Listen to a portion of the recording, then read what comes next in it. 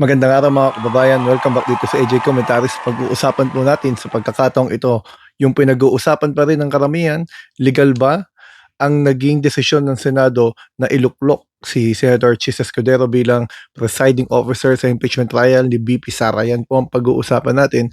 At pag-uusapan na rin natin mga kababayan yung naging epekto o magiging epekto nito kung sakasakali, dahil alam naman po natin na may petition na sa Supreme Court, mga kababayan, kumu-question sa decision na yan. Kung sakaling ang desisyon ng Supreme Court ay kontra sa naging desisyon ng Senado na iluklok si Chis Escudero bilang presiding officer, ano ang epekto niyan sa kabuuan ng impeachment trial? Yan ang magandang pag-usapan mga kababayan. Pero bago po tayo magsimula, kung di pa po kayo nakasubscribe, sana po subscribe na po kayo, comment at like. So ito po ang sitwasyon natin mga kababayan. Meron po tayong Senate President, si Gatchalian, si Senator Win Gatchalian, pero inamyendahan po nila yung rule number 2 ng Rules of Senate, kung saan sinabi nila na pwedeng baguhin o mag-elect ng presiding officer sa anumang impeachment trial maliban kung ang nililitis ay ang presidente. Kasi malinaw po sa Article 11, Section 3, Paragraph 6 ng ating 1987 Constitution, kung ang presidente ang nililitis, katulad ng dating Pangulong Estrada noon, ay ang Chief Justice ang magiging presiding officer. Kung bakit mga kababayan? Dahil po mga kababayan, ang impeachment court ay political in nature. Hindi po siya purong judicial, bagamat judicial function sila, ito po ay quasi-political. Ang mga nakaupong hukom dyan ay puro politiko mga kababayan, hindi mga abogado man lamang karamihan. So anong ibig sabihin nun mga kababayan? Kung sakasakaling hindi Chief Justice ang uupo sa presidente, mga kababayan, magkakaroon ng bahid yung mismong court dahil yung Senate President ay pangatlo in rank, kapag nawalang presidente, vice president ang papalit, at pag wala ang vice president, Senate President, mga kababayan. So para maiwasan yung conflict of interest, inilagay sa konstitusyon sa Article 11, Section 3, Paragraph 6, na kapag ang presidente ang nililitis, Chief Justice, mga kababayan, ang uupo bilang presiding officer. So ano bang sinasabi doon mga kababayan? Meron bang malinaw na sinabi na kapag ka hindi presidente ang nililitis, dapat ba presiding officer ay automatic Senate President? Yan ang argumento nila kay Tana dahil binasa nila mga kababayan yung naging pag-uusap noon sa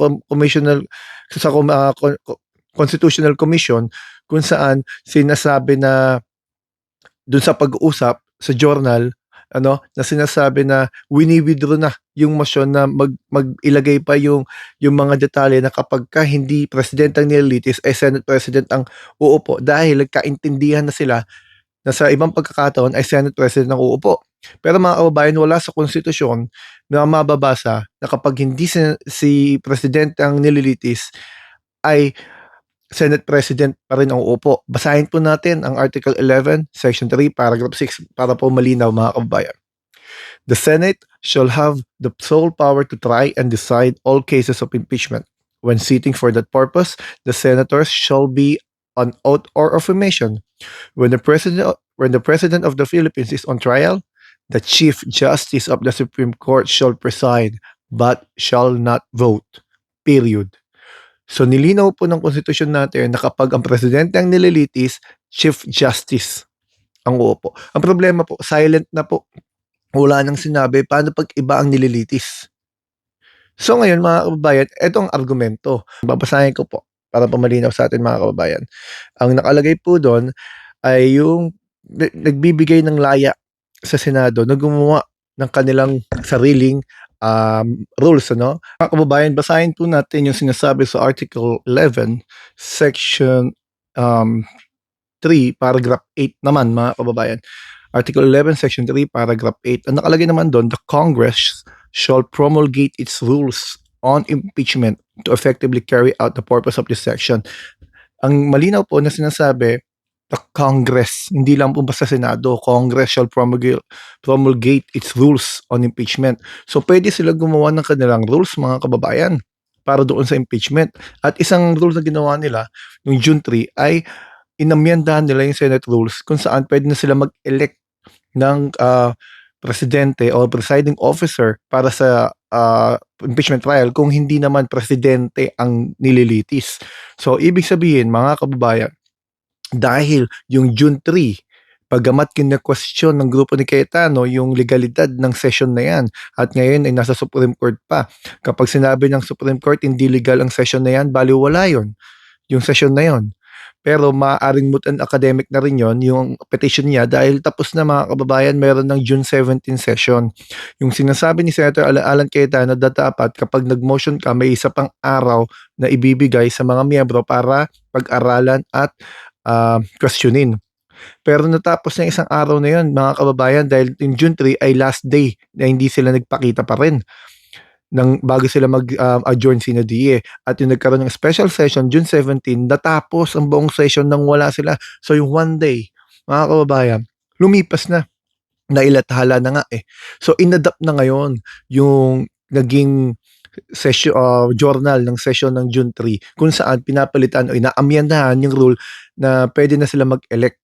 No? So ngayon, mga kababayan, so malinaw sa pinasa natin kanina sa Article 11, Section 3, Paragraph 6, kapag presidente ang nalilitis, ang uupong presiding officer, Chief Justice, then silent na po. Tahimik na ang batas, ang konstitusyon patungkol sa mga ililitisin na hindi presidente. So doon nagmumula yung kanya-kanyang interpretasyon. Ang sabi nila Cayetano, automatic yan by tradition kasi Senate President talagang umuupo. Pero kung silent ang isang batas doon, ang konstitusyon, hindi nangangahulugan, mga kababayan, na susundin na lang natin yung pagkakaintindi natin. So, para sa akin, tama yung ginawa ng grupo nila Gatchalian na sinunod nila yung Article 11, Section 3, Paragraph 8, kung saan nag-promulgate sila ng bagong rules. Sa pagkakataong yon at sa pangyayaring yon, magkakaroon ng linaw. Sino uupo kapag hindi presidente ang nililitis? Magkakaroon sila ng eleksyon, mga kababayan. Alam niyo, sinusugan po ito o pinaburan ang interpretasyon na ito ng ibang mga justices katulad nila dating Justice Pascuna na sinasabi niya malaya pumili ang Senado kung sino gusto nilang presiding officer kung hindi presidente ang nililitis. Hindi na nga kailangan ng botohan. Which is, tama rin yun dahil wala naman sa rules sa kailangan ng botohan. Sila nga gumagawa ng rules eh. Pwede nilang mag-promulgate ng rule kung anong susundin nila kasi nga walang sinasabi ang konstitusyon. Yung pinipilit nila na dapat si Gatchalian umupo, yun na interpretasyon nila sa batas pero hindi natin mababasa yun sa konstitusyon. Ang nakalagay lang sa konstitusyon kapag ka-presidente ang nililitis, Chief Justice ang presiding officer. Then period na. Ang kasunod na nun yung tungkol na sa conviction, yung threshold na, mga kababayan, yung no person shall be convicted without the concurrence of 2/3 of all the members of the Senate. Yun na yung kasunod na paragraph. So ang ibig sabihin, ang pananaw natin diyan, ang konstitusyon, mga kababayan, binibigyan ng laya ang Senado na mag-promulgate, gumawa, mag-amyenda ng rules nyo kung anong tingin ninyong tapat sa pagkakataon na yan. Kaya naman, ang tingin natin, itong petition na inihain ng grupo ni Cayetano sa Supreme Court na kumu-question sa pagkakaluklok ni Senator Chis Escudero bilang presiding officer, kung papaboran, mga kababayan, ng Supreme Court yan. Falsus in uno, falsus in omnibus, sabi sa law school, no? Sa Latin maxim. Kapag mali sa isa, mali na sa lahat. Kapag sinimulan nila ng mali, ang buong trial, mga kababayan, maaaring mabaliwala. Yan ang napakalaking epekto niyan.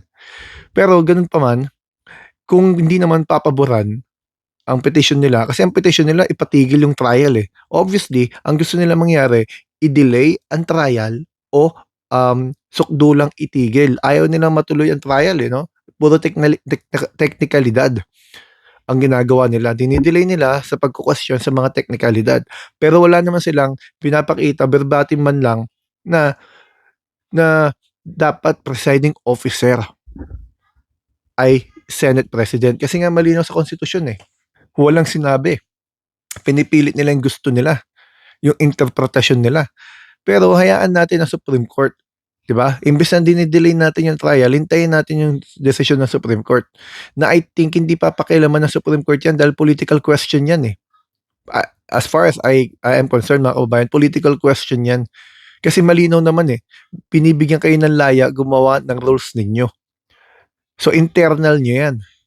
Hindi para pakialaman ng Supreme Court 'yan unless otherwise may grave abuse of discretion. Kapagka gano'n, papakialaman talaga 'yan ng judiciary. Sinasabi sa Article 8 ng konstitusyon. Pero I think wala namang um, grave abuse of discretion diyan dahil may panangga sila mga kababayan, eh. Malinaw na sinasabi na puwede silang mag-promulgate ng kanilang rules. So mga kababayan, sana may natutunan tayo at sana nasagot natin yung ibang mga tanong. Mamaya po ipo-post ko yung iba kong videos, wala lang po akong oras ngayon, patungkol naman doon sa, kaganapan kay Marcoleta. Marami pong salamat mga kababayan, hanggang dito AJ Comentaries po, subscribe po sana kayo. Marami pong salamat sa inyo.